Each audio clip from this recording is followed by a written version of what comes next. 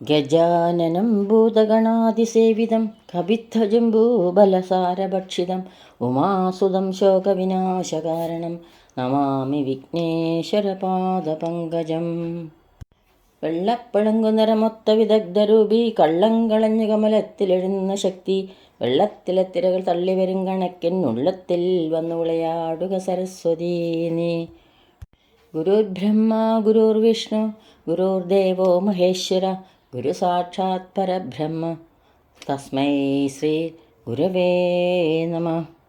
പീതാംബരം കരവിരാജിത ശംഖുചക്ര കൗമോദഗീ സരസിജം കരുണാസമുദ്രം രാധാസഹായം അതിസുന്ദരമന്ദഹാസം വാതാലയേശമനിശം ഹൃദി ഭാവയാമി.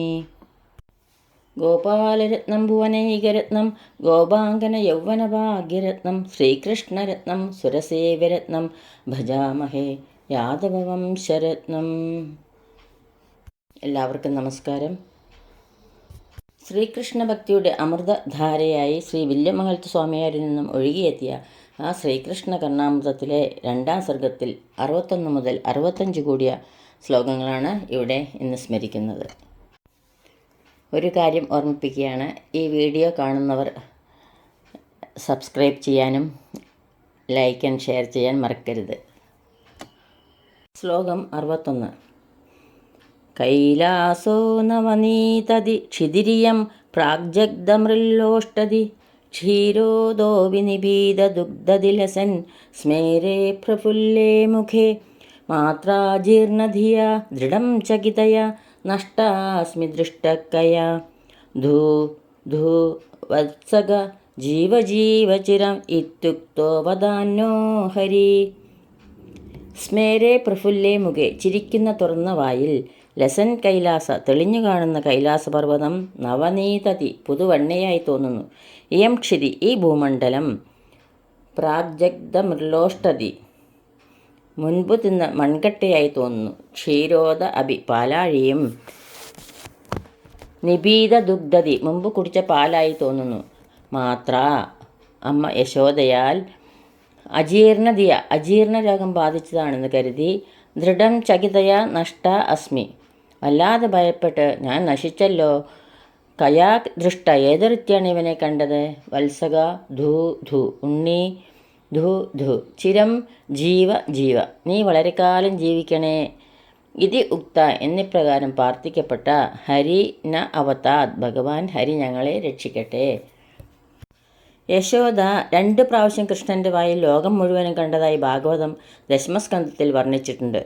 ഒന്ന് നന്നേ ചെറുപ്പത്തിൽ സ്തനം കുടിച്ച് കിടക്കുന്നതിനിടയിൽ കോട്ടുവായിട്ടപ്പോൾ, പിന്നൊന്ന് കൃഷ്ണൻ കളിക്കുന്നതിനിടയിൽ മണ്ണ് തിന്നുവെന്ന് ഗോപബാലന വന്ന് പറഞ്ഞത് കേട്ട് അത് പരിശോധിക്കാൻ വായിൽ നോക്കിയപ്പോൾ, മൂന്നാമതും ഒരിക്കൽ കൃഷ്ണൻ്റെ വായിൽ യശോദ ലോകം മുഴുവൻ കാണുകയുണ്ടായെന്ന് കർണാമൃത കവി പറയുന്നു.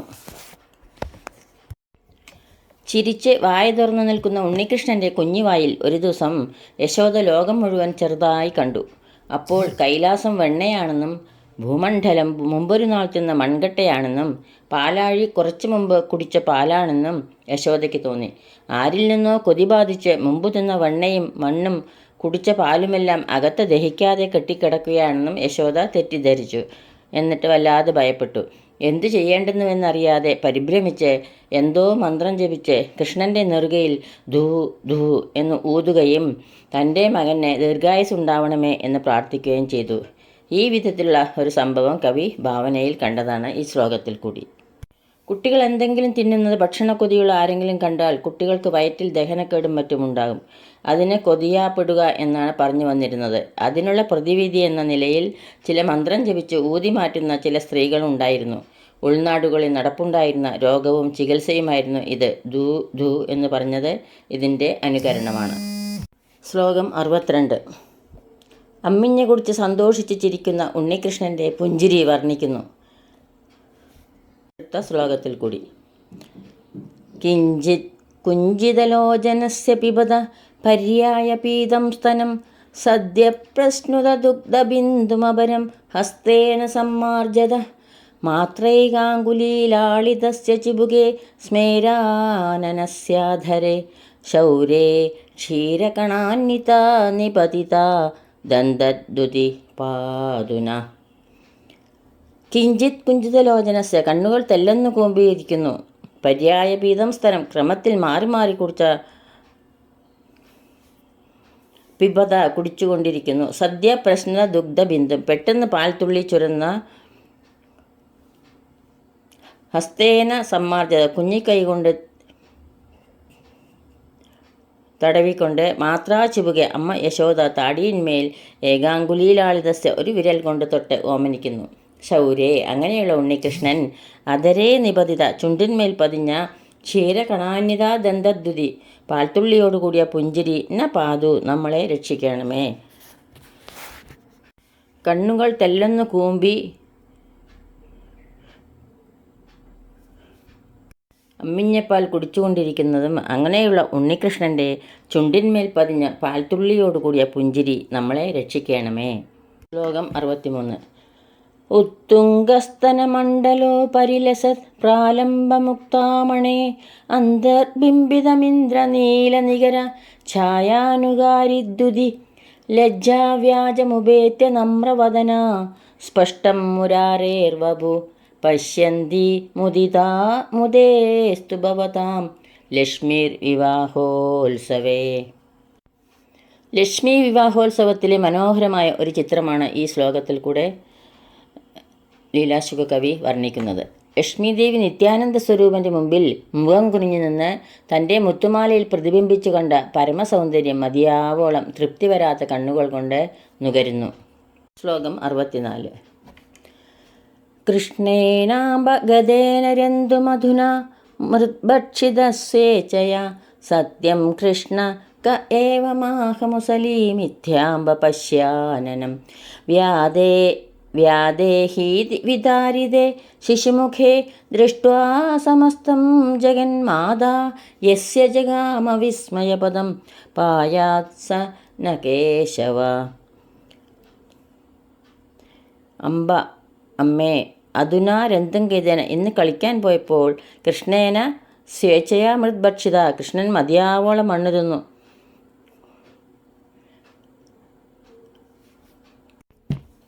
കൃഷ്ണ ഏത് സത്യം, കൃഷ്ണ ഇത് സത്യമാണോ? ക ഏവം ആഹ, ആരാണിങ്ങനെ പറഞ്ഞത്? മുസലി, ബലരാമൻ. അംബ മിഥ്യ ആനന്ദം പശ്യ, അമ്മേ നുണയാണ്, എൻ്റെ വായ നോക്കൂ. യശോദ വ്യാദേഹി, വായി തുറക്കൂ. ഇതി വിദാരിതേ യസ്യ ശിശുമുഖേ, ഇത് കേട്ട് തുറന്ന ആരുടെ കുഞ്ഞുവായിൽ. ജഗത് സമസ്തം ദൃഷ്ട്വാ, ലോകം മുഴുവൻ കണ്ടിട്ട്. മാതാ വിസ്മയപദം ജഗാമ, അമ്മ യശോദ അത്ഭുതപ്പെട്ടുവോ. സ കേശവ ന പായാത്, ആ വിഷ്ണു ഭഗവാൻ നമ്മളെ രക്ഷിക്കട്ടെ. അമ്മേ, ഇന്ന് കളിക്കാൻ പോയപ്പോൾ കൃഷ്ണൻ മതിയാവോളം മണ്ണ് തിന്നു. അപ്പോൾ അമ്മ ചോദിച്ചു, കൃഷ്ണ ഇത് സത്യമാണോ? ആരാണിങ്ങനെ പറഞ്ഞത്? കൃഷ്ണൻ ചോദിക്കുന്നു. യശോദ പറഞ്ഞു, ബലരാമൻ. അപ്പോൾ കൃഷ്ണൻ പറയാണ്, അമ്മേ, ഏട്ടൻ നുണ പറയുകയാണ്, എൻ്റെ വായ നോക്കൂ. എന്നാൽ കാണട്ടെ, വായ തുറക്കൂ. അമ്മ പറഞ്ഞു. ഇത് കേട്ട് തുറന്ന ആരുടെ കുഞ്ഞുവായിൽ. ലോകം മുഴുവൻ കണ്ടിട്ട് അമ്മ യശോദ അത്ഭുതപ്പെട്ടുവോ. ആ വിഷ്ണു ഭഗവാൻ നമ്മളെ രക്ഷിക്കട്ടെ. ശ്ലോകം 65. സ്വാദീ സപത്നീ കില താരകാണാം മുക്താബലാനാം ജനനീതിരോഷാത് സാ രോഹിണി നീലമസൂദരത്നം കൃതാസ്പദം ഗോപവധൂ കുജേഷു. താരകാണാം സപത്നി, നക്ഷത്രങ്ങളോട് വിരോധമുള്ള. സ്വാതി, ചോതി. മുക്താബലാനാം ജനനീകില, മുത്തുകളുടെ അമ്മയാണത്രേ. ഇതി രോഷാൽ, എന്ന് വിചാരിച്ചുണ്ടായ കോപത്താൽ. സാ രോഹിണി, പ്രസിദ്ധമായ രോഹിണി. ഗോപവധൂ കുജേഷു, ഗോപസ്ത്രീകളുടെ മാറിടത്തിൽ. കൃതാസ്പദം, സ്ഥാനം നേടിയിട്ടുള്ള. നീലരത്നം, ഒരു ഇന്ദ്രനീലരത്നത്തെ. അസൂത, പ്രസവിച്ചു. നക്ഷത്രങ്ങളോട് വിരോധമുള്ള ചോതി മുത്തുകളുടെ അമ്മയാണത്രേ എന്ന് വിചാരിച്ചുണ്ടായ കോപത്താൽ പ്രസിദ്ധമായ രോഹിണി നക്ഷത്രം ഗോപസ്ത്രീകളുടെ മാറിടത്തിൽ സ്ഥാനം നേടിയിട്ടുള്ള ഒരു ഇന്ദ്രനീലരത്നത്തെ പ്രസവിച്ചു എന്ന് ഈ ശ്ലോകത്തിൽ കൂടി കാണിക്കുന്നു. ഇവിടെ 65-ാം ശ്ലോകം പൂർത്തിയാവുകയാണ്. സർവത്ര ഗോവിന്ദനാമ സങ്കീർത്തനം, ഗോവിന്ദ ഗോവിന്ദ. ഈ ശ്ലോകങ്ങളാവുന്ന അക്ഷരപ്പൂക്കൾ ഗുരുക്കന്മാരുടെ പാദങ്ങളിലും പൊന്നു ഗുരുവായൂരപ്പൻ്റെ തൃപ്പാദത്തിലും ഭക്ത്യാദരപൂർവ്വം സമർപ്പിക്കുന്നു.